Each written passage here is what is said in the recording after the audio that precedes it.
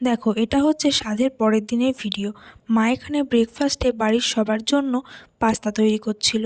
তারপরে আমি কিছুটা পায়েস আর মিষ্টি নিয়ে খেয়ে নিয়েছিলাম। সকাল সকাল মিষ্টি খেতে ইচ্ছে করছিল। তারপরে তো একসাথে ভাই বোনেরা বসে বসে এখানে পাস্তা খেয়ে নিলাম। একটু পরে রোদ উঠতেই বোন এখানে 1 প্লেট ফল আমাকে কেটে দিল খাওয়ার জন্য। আর এই কামরাঙাটা মা আগের দিন বাজার থেকে আমার জন্য নিয়ে এসেছিল। বেশ ভালো ছিল, পাকা পাকা। বোন এখানে ধুয়ে ভালো করে কেটে একটু বিট নুন ছড়িয়ে দিল। সবাই মিলে বসে এটাও খেয়ে নিলাম। এরপরে তো রান্নাবান্নার পালা। এখানে রসুন দিয়ে শাক ভাজা, চিকেন আর তার সাথে চিংড়ি মাছ, আর হয়েছিল মাছের মাথা দিয়ে বাঁধাকপি।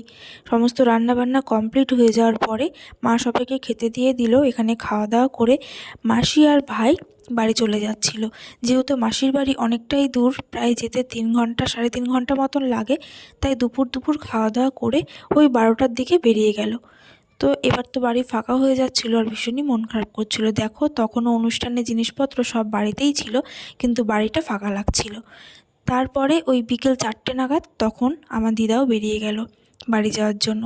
দিদার বাড়ি যেহেতু একটু কাছে, ওই 1 ঘন্টা মতন লাগে, তাই দিদা ওই 4টে নাগাদ বেরিয়েছিল। আর বোন দিদাকে একটু এগিয়ে দিচ্ছিল। ভীষণই মন খারাপ করছিল। তারপরে সন্ধ্যাবেলায় এখানে বোনাই এসেছিল ফুচকা নিয়ে।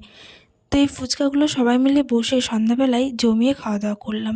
এরপরে কিন্তু বোনেরও বাড়ি চলে যাওয়ার পালা। বোনাই এসেছিল বোনকে নিতেই।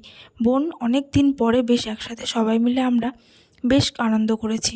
এবার যখন সবাই চলে যাচ্ছে তখন ভীষণই মন খারাপ করছে। আবারও আমি একা হয়ে গেলাম।